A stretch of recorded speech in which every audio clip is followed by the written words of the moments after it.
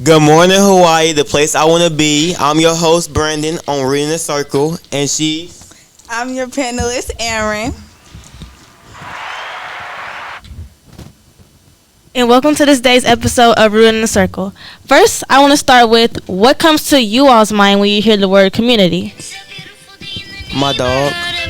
I think of shared identities. Okay, the true definition of community is a social unit of any size that shares common values, interests, or a specific geological location. Communities can be things like neighborhoods, school teams, churches, sports, and etc. Okay, now I have a would you rather question. So, would you rather have a lot of friends and no real connections, or 5 real friends with strong connections?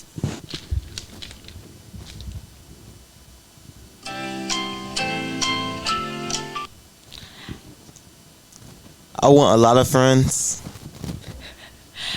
I would rather have 5 real friends with a big connection because I like people in my circle who mean something to me and I mean something to them. I can't control or I can't manage 100 friends because I feel like, it's just too many. It's way too many. 5 real friends is just perfect for me. Yes, I disagree with Brandon. I feel like I need the right people in my circle, not a lot of people. Well, when you a goat like me, you can handle all of it. But y'all not like me for real, so it's okay. And so, moving on into the questions that our viewers have sent from last podcast, last episode really. It's one: do teen parents deserve a community? I think no.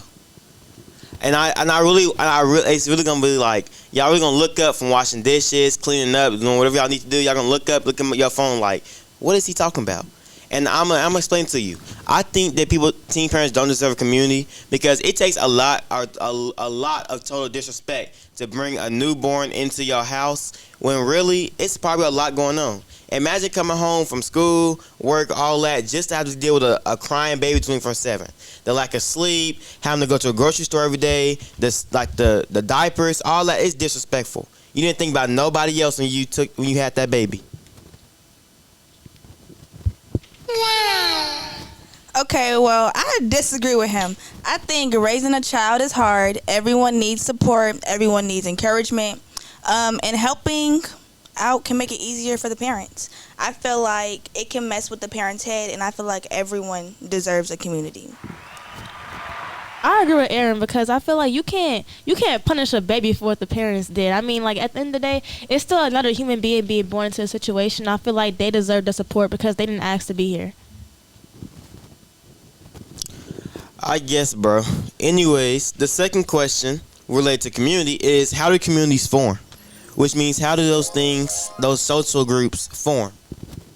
Communities form when people come together because they have something in common and look out for each other.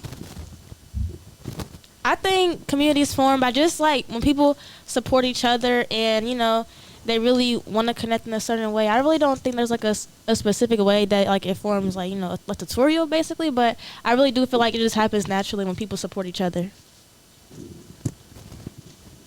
You right. You're the real community. Yeah, thank you. All right. Well, that's a wrap on today's episode in Rooted in the Circle. I'm your host, Brendan.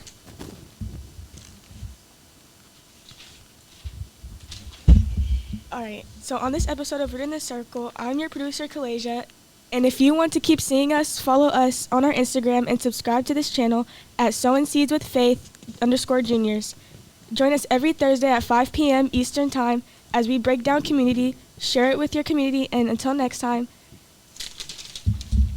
stay rooted, stay connected, and keep this circle growing.